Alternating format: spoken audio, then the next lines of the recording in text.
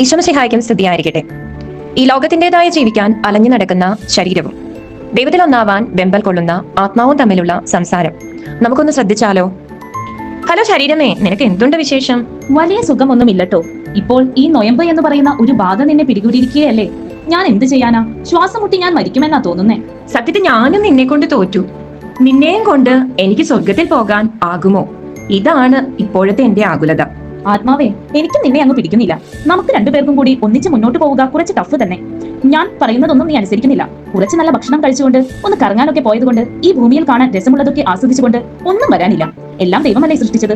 ഒരു ജീവിതമല്ലേ ഉള്ളൂ നമുക്ക്. അത് നന്നായി ആസ്വദിക്കുക, തിന്നുക, കുടിക്കുക. പക്ഷേ നിനക്ക് ഞാൻ പറയുന്നത് എത്രയായാലും മനസ്സിലാകുന്നില്ല. എടാ പൊട്ടാ, നിന്നെ ഞാൻ ഡൈവേഴ്സ് ചെയ്യേണ്ടി വരുമെന്നാ തോന്നുന്നേ. അടങ്ങി ഒതുങ്ങി എനിക്ക് കീഴ്പ്പെട്ടിരുന്നില്ലെങ്കിൽ ഞാൻ നിന്നെ അങ്ങ് അടിച്ചു നിരത്തും കേട്ടോ. 40 ദിവസത്തെ പൂർണ്ണ ഉപവാസം എടുത്താലോ എന്നതാണ് എന്റെ ചിന്ത. എന്നോടാണോ നിന്റെ കളി?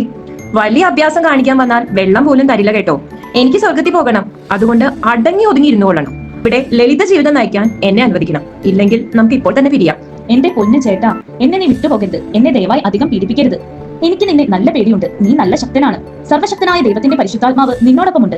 എത്ര വിചാരിച്ചിട്ടും നിന്നെ എതിർത്ത് തോൽപ്പിക്കാൻ ഇതുവരെയും എനിക്കായിട്ടില്ല. ഞാൻ കീഴടങ്ങിക്കൊള്ളാം. നിന്റെ ദാസനായി ഞാൻ ജീവിക്കാൻ തയ്യാറാണ്. നീ പറയുന്നതൊക്കെ ഞാൻ ഇനിമേൽ അനുസരിച്ചുകൊള്ളാം. അങ്ങനെ വഴിക്ക് വാടാ.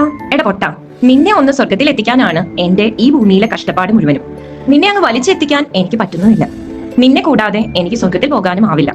മരണശേഷം അങ്ങ് സ്വർഗത്തിൽ എത്തുമ്പോഴേക്കും നിന്നെ ഒരു നല്ല സുന്ദരക്കുട്ടപ്പനായി എനിക്ക് മാറ്റിയെടുക്കണം. ഇതാണ് എന്റെ ചിന്ത. അത് മാത്രമേ ഉള്ളൂ എന്റെ ആഗ്രഹം കേട്ടോ. അയ്യോ, എന്നെ കൊല്ലല്ലേ ആത്മാവേ. ഞാൻ നിന്നോട് സഹകരിക്കാം. എന്തായാലും നീ ഇത്ര കർക്കശക്കാരനായതുകൊണ്ട് ഞാൻ ഇതാ കീഴ്പ്പെടുന്നു. എടാ പൊട്ടാ, നീ അടങ്ങി ഒതുങ്ങി എന്റെ വർദ്ധിക്ക് നിന്നാൽ നിനക്ക് കൊള്ളാം. എങ്കിൽ നമുക്ക് ഒന്നിച്ച് സ്വർഗത്തിൽ പോകാം. ശരീരം കർത്താവിനും കർത്താവ് ശരീരത്തിനും വേണ്ടിയുള്ളതാണ്. വേറെ ഒന്നിനും നിന്നെ കൊണ്ട് കൊള്ളില്ല. അപ്പോൾ ശരീരമേ, വേഗം വാ.